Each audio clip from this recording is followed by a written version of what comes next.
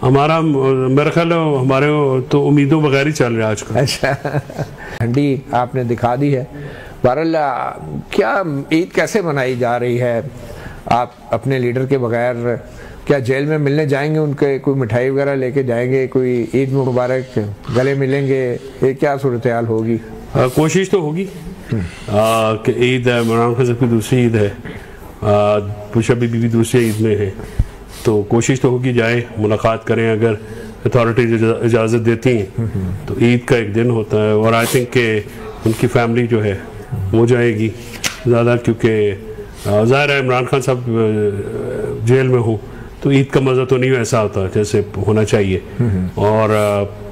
तकलीफ़ की बात भी है। और फिर आपने हसन की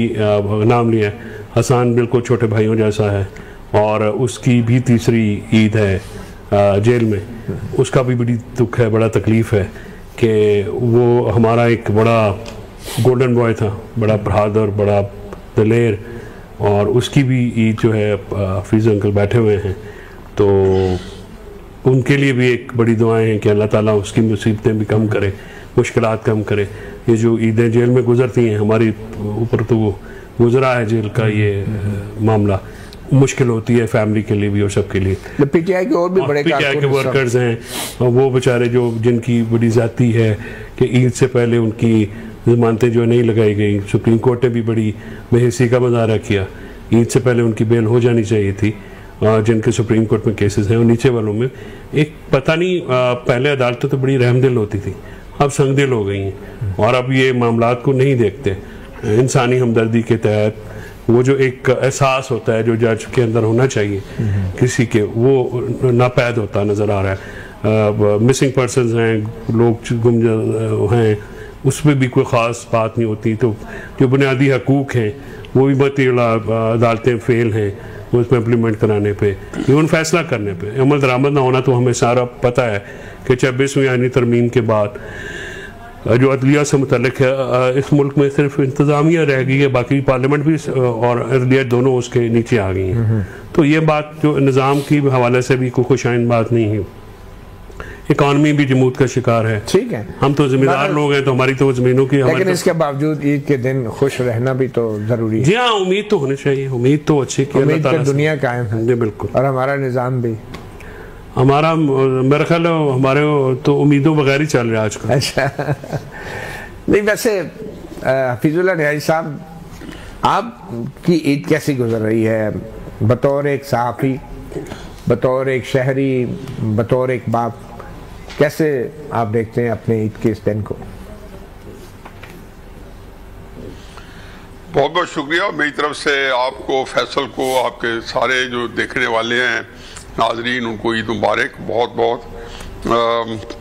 बाला जी, कई चूँकि असल में क्राइसिस होता है कि आप ईद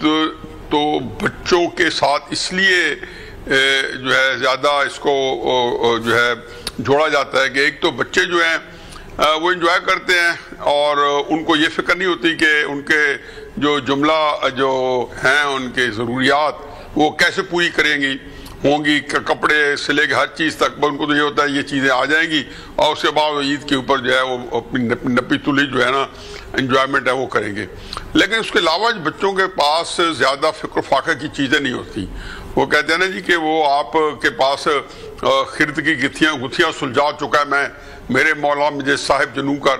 तो जो ये अकल खिरद जो आप मतीउल्लाह जान साहब या फैसल चौधरी साहब लगे रहते हैं शगाफियों के, तो बच्चों का ये इशू नहीं है। चुनाचे जब हालात वाक़यात अगर कोई दरदू हो और हर तरफ से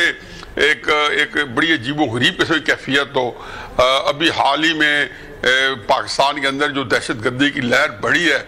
और जाफर एक्सप्रेस तक, उसके बाद अब तक, और उसका जो आफ्टर मैथ और कई जहतों में वो मुख्तलिफ तरीके से आ रही है। उससे पहले फ़लस्तीन के ऊपर जो इसराइल ने जो बेईमाना बीमारी की,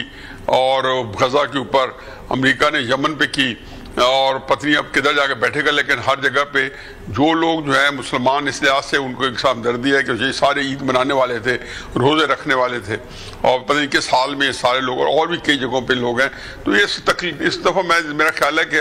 बहुत दफ़ा पहले भी हो चुका है, लेकिन इस दफ़ा भी तकलीफ ज़्यादा ईद के साथ मुंसलिक है और जो आसूदगी है वो कम है। लेकिन बावजूद वो कहते हैं ना कि इन्हीं पाबंदियों में हासिल आज़ादी को तू कर ले, तो ये सारों के साथ फिर अल्लाह ताला हिम्मत और ताकत भी देता है और आपको मर्दाना वार का जो है मुकाबला करना पड़ता है। आपने बिल्कुल सही कहा, मगर ये आसान काम नहीं है कि आपका बेटा अंदर हो जी, ये आपकी पहली ईद है बेटे के, आपका बेटा अंदर हो और अब बेटे के बगैर, और सारी जो है पहली नहीं दूसरी है जी, पिछली दफा भी वो अंदर थे, बिल्कुल, तो बल्कि तीसरी कर लें क्योंकि फैसल ने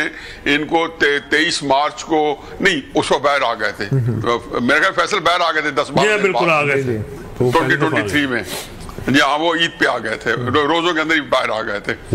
तो बहरहाल उसका होना, मैंने तो इस दौरान एक उसके लिए पिछला हफ्ता जो था वो ज्यादा एक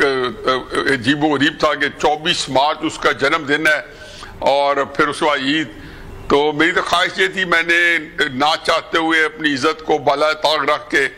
कि इज्जत बेइज्जती आने जाने वाली चीज़ है, एक दरख्वास्त हुकाम बाला को दे दी थी कि जी हमारे अगर बर्थडे के वाले दिन मिलवा दिया जाए, या पहले पिछली दफ़े जब आर्मी कस्टडी में थे तो ये उन्होंने करवा दिया था, ईद के अगले दिन मिलवा दिया था, और जन्मदिन वाला भी जो है आगे पीछे इस तरह हो गया था। लेकिन यहाँ पे बारह सुनवाई नहीं हुई, तो कोई ऐसी मसला नहीं है, इंसान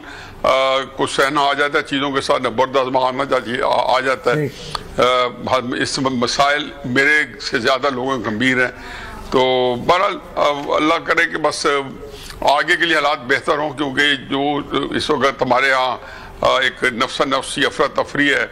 मुझे तो मुल्क की बहुत ज़्यादा फिक्र लायक है। चले उस तरफ ही हम आएंगे। फैसल चौधरी साहब, पीटीआई के कारकुनों ने भी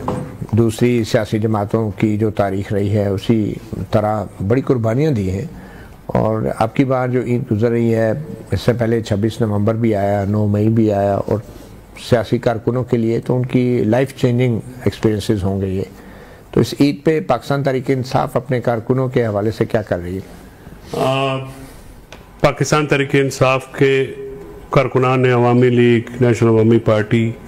नैप जो थी, इस किस्म की पीपल्स पार्टी, नो डाउट इसके जो कारकुनान हैं, हमारे कारकुनान भी बहुत रेजिलियंट हैं। जिस तरह से उन्होंने कुर्बानियाँ दी हैं, जिस तरह से जमहूरियत के लिए जान निछावर की हैं, उसकी कोई मिसाल नहीं मिलती। हमारे जो शहदा हैं, जो कैद में हैं, जो कैद से बाहर आ गए हैं, तो एक तमाम जो मुतलका हमारे मेम्बरान हैं, टिकट होल्डर हैं, उन सबको ये हिदायत है कि आप उनके पास जाएं और ईद उनके साथ गुजारें, और ख़ास कर जो शहदा हैं उनकी फैमिलीज़ के साथ यकजहती लाजमी करें। तो ये जो एक छोटा सा आप समझें कि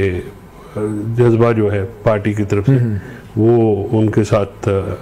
ये गाली के लिए जो सियासी कारकुनों की हो रही हैं, तो आपको पता है इस बात का कि पार्लियामेंट के अहाते में एक यादगार बनी हुई है, शायद आपके इल्म में भी नहीं होगी। ये मुझे पता है। आपको पता है वो यादगार है, ख़ास तौर पे पाकिस्तान पीपल्स पार्टी के कारकुनों ने जो अयूब खान के दौर में या जनरल ज़िया उल हक के दौर में जो मुश्किलात उन्होंने झेली, कोड़े खाए, जेलों में गए, और उनको सजाएं हुई, बड़ा तशद्दुद हुआ उन पे,